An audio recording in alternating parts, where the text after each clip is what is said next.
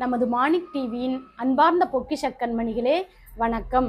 அடியேன் ஆதி அந்த மாணிக்க வாசக சிவசன்மார்க்க பீடத்தின் குரு மாதாஜி உங்கள் ஜெயந்தி ஸ்ரீபா சிவாச்சாரியார். பிரபஞ்ச நடராஜரின் புகழ் ஓங்குக உலகமெல்லாம். சிவஜோதி சிவஜோதி சிவகாமி சிவஜோதி சிவஜோதி சிவஜோதி சிவகாமி சிவஜோதி. ஓம் நம சிவாய. இன்னைக்கு நம்மளோட டாபிக் தாயுமானவர் கதையை பத்தி இன்னைக்கு நம்ம பார்க்க போறோம். அதுல மாணிக்க வாசகர் தன்னோட 14 சிவபுராணத்துல, திருவாசகம் சிவபுராணத்துல 14வது பாடலில் அந்த பாடல் பாடியிருக்கிறார். அதாவது, தாயிற் சிறந்த தயவான தத்துவனே, மாசற்ற ஜோதி மலர்ந்த மலர்ச்சுடரே, தேசனே தேனார் அமுதே, சிவபுரனே பாசமாம் பற்றறுத்து பாரிக்கும் மாரியனே, நேச அருள் புரிந்து நெஞ்சில் வஞ்சம் கட அப்படின்னு தன்னோட பாடலை குறிப்பிட்டிருக்கிறாரு. அதாவது, உலகத்திலேயே சிறந்த உயர்ந்த பிறப்பு தாய்ங்கிறத நம்ம முதலையே சொல்லியிருக்கிறோம். அந்த தாயிற் சிறந்த தயவான தத்துவனே அப்படிங்கிறது என்னன்னா, தாய் தான் இங்க சிறந்த, அதாவது தாயை விட சிறந்த தயவான தத்துவங்கிறத அவரு இந்த பாடல் மூலமா நமக்கு விளக்கி இருக்கிறார். இந்த இதுல நம்ம திருச்சிராப்பள்ளியில பாருங்க, ரத்னாவதிங்கிற ஒரு பெண் வசித்து வந்தா. அந்த பெண்ணுக்கு சிவபெருமான குழந்தையில இருந்து ரொம்ப பிடிக்கும், ரொம்ப சிவபெருமான் மேல ரொம்ப பக்தியா இருந்தா. அதனால ஒவ்வொரு நாளும் நம்ம மலைக்கோட்டையில் இருக்கிற சிவபெருமான் சிவனை போய் டெய்லியும் போய் சாமி கும்பிட்டுட்டு வந்தா. அவ சின்னதுல இருந்தே கும்பிட்டுட்டு வந்ததுனால அவ வேற ஊர்ல இருந்து இந்த திருச்சிராப்பள்ளிக்கு கல்யாணம் பண்ணி இந்த ஊருக்கு வந்ததுனால ஒவ்வொரு நாளும் விடாம போய் சிவபெருமானை போய் கும்பிட்டு வரா. அந்த மாதிரி இருக்கும்போது அந்த பெண்ணுக்கு கல்யாணமாகி கொஞ்ச நாட்கள் தான் ஆனதுனால அவ கர்ப்பிணியா ஆயிட்டா. அந்த மாதிரி கர்ப்பிணியா ஆனதுனால அவ ஒரு அப்படி இருந்தும் மலைக்கு படியேறி போய் போய் சிவபெருமான கும்பிட்டுட்டு வரும்போதுதான் மக்கள் எல்லாம் அங்க இருக்கிற பக்கத்துல இருக்கிற நெய்பர்ஸ் எல்லாம் என்ன சொல்றாங்கன்னா, இந்த மாதிரி நீ மலையேறி போக வேண்டாம், ஏன்னா நீ மாசமா இருக்கிறதுனால ஒவ்வொரு நாளும் மலையேறி போய் சாமி கும்பிட வேண்டாம், இறைவனை நினைச்சு கீழேயே இருந்து சாமி கும்பிடு, உனக்கு எல்லா வரங்களும் கிடைக்கும் அப்படின்னு சொல்றாரு. அதுவும் அவங்க சொல்றது சரிதானே. ரத்னாவதி என்ன பண்ணுது, அங்கே கீழேயே இருந்து சிவபெருமானை நினைச்சு மனம் உருகி ஒவ்வொரு பாடல்களும் பாடி பாடி, அதாவது இந்த இந்த கோயில் தாயுமானவர் கோயில் திருஞான சம்பந்தரால் பாடப்பெற்ற ஸ்தலம், தேவாரம் பாடப்பெற்ற ஸ்தலம். அதனால அந்த பாடல்களை எல்லாம் ரொம்ப விரும்பி மனம் முருகி அங்க சாமி கும்பிட்டுக்கிட்டே இருக்குது. இந்த மாதிரி போகும்போது அந்த கர்ப்பிணி பெண்கள் நாட்கள் கடந்து கொண்டே போயிட்டு இருக்குது. அதனால இந்த பொண்ணு எனக்கு பிரசவம் ஆகணும்பா, எனக்கு நல்லபடியா பிரசவம் ஆகணும் நல்லா வேண்டிக்குது.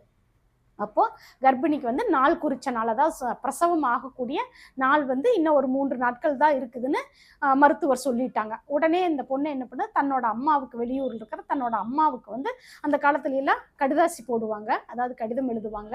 இன்னைக்குதான் போன் இந்த மாதிரி எல்லாம் வந்துருச்சு. ஆனா அன்னைக்கு கடிதத்தின் மூலமா தான் எந்த விஷயங்களும் தெரியப்படுத்தினாங்க. அதே மாதிரி இந்த பொண்ணு என்ன பண்ண, ஒரு கடிதத்துல தன்னோட தாயாருக்கு லெட்டர் எழுதி, இந்த மாதிரி எனக்கு நாட்கள் பிரசவத்திற்கான நாள் நெருங்கி விட்டதம்மா, நீ உடனடியாக கிளம்பி வரவும், எனக்கு இன்னும் ஒரு 3 நாட்கள் தான் இருக்குது, அதனால நீ சீக்கிரமா கிளம்பி வா அம்மா அப்படின்னு சொல்லி அன்போட அம்மாவுக்கு லெட்டர் எழுதுறா.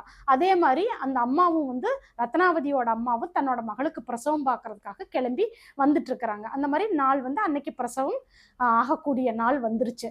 அப்ப என்ன ஆயிடுச்சு, அந்த ரத்னாவதியோட அம்மா கிளம்பி வரும்போது என்னாங்கன்னா, காவிரி ஆற்றுல வெள்ளப்பெருக்கு எடுத்துருச்சு. இவங்க காவிரி ஆற்றுக்கு அந்த பக்கம் நின்றுட்டு இருக்கிறாங்க. காவிரி ஆற்றோட வெள்ளப்பெருக்குனால இவங்கனால கரையை தாண்டி இங்க திருச்சிக்கு வர முடியாம அப்படியே என்ன பண்றதுன்னு தெரியாம ஸ்தம்பிச்சு போய் ரத்னாவதியோட தாயார் குழம்பி போய் நிக்கிறாங்க. அந்த சமயத்துலதான் ரத்னாவதி தன்னோட வீட்டுல இன்னும் அம்மாவை காணவில்லையே, என்ன பண்றது அப்படின்னு சொல்லி இறைவனை நினைச்சு, சிவபெருமானை நினைச்சு மனசுருகி, எனக்கு அம்மா சேரணும், அவங்களே பிரசவம் பார்க்கணும், எல்லாம் நன்மையாவே நடக்கணுமப்பா அப்படின்னு இந்த பொண்ணு வேண்டும் போது சிவபெருமான் மலையிலிருந்து பார்த்துட்டு தன்னோட மனைவி உமா பார்வதியும் கூட்டிட்டு, பார்வதி தேவி கிளம்பு, நம்ம பக்தை நமக்காக காத்துட்டு இருக்கிறான்னு இவரு அந்த பொண்ணுக்காக கீழே இறங்கி பார்வதி தேவியும் மருத்துவச்சி உருவத்துல 2 பேருமே ரத்னாவதி வீட்டுக்கு கதவை தட்டுறாங்க.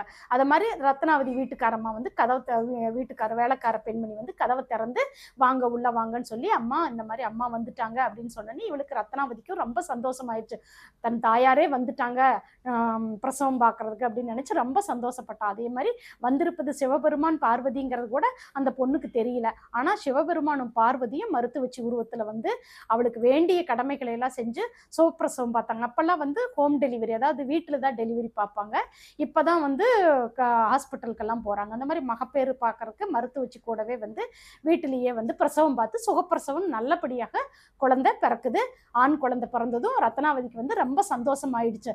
எனக்கு ரொம்ப சந்தோஷமா இருக்குதம்மா அப்படின்னு சொல்லி கண்கலங்க அம்மா கிட்ட வந்து சொல்றா, எனக்கு ரொம்ப சந்தோஷமா இருக்குது அப்படின்னு சொன்னோன்னே அவங்க இவளுக்கு என்னென்ன காரியங்கள் எல்லாம் பண்ணணும், என்னென்ன கூடவே இருந்து எல்லா உதவிகளும் சிவனும் பார்வதி எல்லா உதவிகளும் செஞ்சு கொடுக்குறாங்க. அதுக்குள்ள இங்க என்ன ஆகுதுன்னு, கரைக்கு அந்த பக்கம் நின்றுட்டு இருக்கிற உண்மையான ரத்னாவதியோட அம்மா வந்து கரையெல்லாம் கடந்து தண்ணியெல்லாம் வடியறதுக்கே சாயந்தரம் ஆயிடுது, மாலை பொழுது ஆயிடுது. மாலை பொழுதுல தண்ணீர் வடிஞ்ச பின்னாடி கரைக்கு இந்த பக்கம் வந்து திருச்சிராப்பள்ளியிலோட தன் மகள் வீட்டுக்கு வர்றாங்க. வந்துட்டு கதவை வந்து தட்டுறாங்க ரத்னாவதியோட பெத்த அம்மா. அந்த மாதிரி கதவை தட்டும் போது தான் ரத்னாவதி வீட்டில் இருக்கிற வேலைக்கார அம்மா வந்து கதவை திறந்து அப்போ கேட்குறாங்க, வாங்க வாங்கன்னு ரொம்ப சந்தோஷமா சொன்னே உடனே வந்து தன் மகளை கட்டி ஆற தழுவிட்டு ரொம்ப சந்தோஷப்படுறா ரத்னாவதியோட அம்மா. அப்போ ரத்னாவதியும் சொல்றாங்க, அம்மா நீதானமா வந்து எல்லாமே பண்ணுனேன், குழந்தை டெலிவரி வரைக்கும் எல்லாமே நீ எனக்கு பார்த்து கொடுத்தது ரொம்ப சந்தோஷம் அம்மா. நான் கூட பிரசவம் நடக்கிற சமயத்தில் நீ வராமல் போயிடுவியோன்னு ரொம்ப மனசு சங்கடப்பட்டு கண்ணீர் விட்டுட்டு இருந்தேன். ஆனால் அது எனக்கு அந்த மாதிரி நடக்கலை, நீயே வந்து எனக்கு பிரசவம் பார்த்தது எனக்கு ரொம்ப சந்தோஷமா அப்படின்னு சொல்லும் போதுதான் ரத்னாவதியோட தாயார் சொல்றாங்க, இல்லையம்மா நான் வரல, நாங்க வந்து வர்றதுக்குள்ள காவிரி ஆற்றுல வந்து வெள்ளப்பெருக்கு எடுத்துருச்சு, அதனால என்னால வர முடியாம போயிடுச்சு, நான் இப்பதான் வர்றேன், நான் முன்னாடி வரலன்னு சொன்னேன்னு இவங்கெல்லாம் ஆச்சரியப்படுறாங்க. அப்ப யார் வந்தது, வந்து இந்த மாதிரி நமக்கு சுகப்பிரசவம் பார்த்தது யாருன்னு திரும்பி பார்க்கும்போதுதான் உள்ளுக்குள்ள போன அந்த கை கழுவுறதுக்கு உள்ளுக்குள்ள போன உமா பார்வதியும் சிவபெருமானும் பார்வதியும் வந்து அப்படியே மறைஞ்சு போயிடுறாங்க. அப்பதான் அவங்களுக்கு தெரிஞ்சது, நமக்கு வந்து நமக்காக சுகப்பிரசவம் பார்க்கறதுக்காக தன் பக்திக்காக தாயாவே இறங்கி வந்த தயாபரன் வந்து அவர் சிவபெருமான் தான் வந்திருக்கிறதுங்கிறத புரிஞ்சுக்கிட்டாங்க. அதனாலதான் இப்பவும் திருச்சிராப்பள்ளியில் உள்ள மலைக்கோட்டையில் இருக்கிற சிவபெருமானுக்கு தாயுமானவர்ங்கிற பேரு இருக்குது. ஏன்னா தாயை விட மேலா இருந்து உதவி செஞ்சு கொடுத்தவர், அவர் பேர் தாயுமானவர்னு கூப்பிடுறாங்க. அதனால இங்கே அது மாணிக்கவாசர் அதுக்காகத்தான் அவர் இந்த பாடல் மூலமா நமக்கு விளக்குறது என்ன, தாயி சிறந்த தயவான தத்துவனை. அதாவது தாயி சிறந்த அப்படின்னா தாய் கூட ரத்னாவதிக்கு தாயார் கூட வந்து நிக்கல, ஆனா தாய்க்கும் பல மடங்கு மேலா தாயாவே தாயுமானவராவே வந்து சுகப்பிரசவத்தை பார்த்ததுனால அவர் தாய் சிறந்தவர், தயவான தத்துவனே. அதாவது தாய் என்பவள் என்னன்னா நம்மளோட உடம்புல இருக்கிற மலங்களை எல்லாம் கழுவக்கூடியவ. அதாவது யூரின் போயிட்டாலோ மோஷன் போயிட்டாலோ இந்த மாதிரி நம்ம உடம்புல இருக்கிற என்னென்ன கழிவுகள் இருக்குதோ அதையெல்லாம் கழுவக்கூடியவள் வந்து தாய். ஆனா அதற்கு மீறி நம்மளோட உயிரில் இருக்கிற அழுக்குகள், அதாவது ஆணவம் கண்மம் மாயை, இந்த மும்மலத்தையும் அகற்றுபவன் யாருன்னா தகப்பனான சிவபெருமான் தான். அதனாலதான் அந்த தாயை விட ஒரு படி மேல போய் உடல் இருக்கிற அழுக்கு இல்லாம உயிரில் இருக்கிற அழுக்கையும் கழுவி நம்மளை சுத்தப்படுத்தி ஞானத்தை கொடுக்கக்கூடியவன் சிவபெருமான் தான். தயவான தத்துவனை. தயவு அப்படிங்கிறது இங்க கருணையை குறிக்குது. அதாவது நிறைய பேர் இப்பெல்லாம் தயவு அப்படின்னு சொல்லி பேர் போட்டுக்கிறாங்க. தயவு ஏதோ ஒரு பேர் போட்டுக்கிறாங்கன்னு வச்சுக்கோங்களேன். உதாரணத்துக்கு தயவு பிரபு, தயவு சரத்து அப்படின்னு பேரெல்லாம் போட்டுக்கிறாங்க. அந்த தயவுங்கிற வார்த்தையே முதல்ல கண்டுபிடிச்சது வந்து நம்ம சிவபெருமான் தான் கண்டுபிடிச்சாரு. அந்த வார்த்தைக்கு அவரு தான் அர்த்தத்தை சொன்னவர்.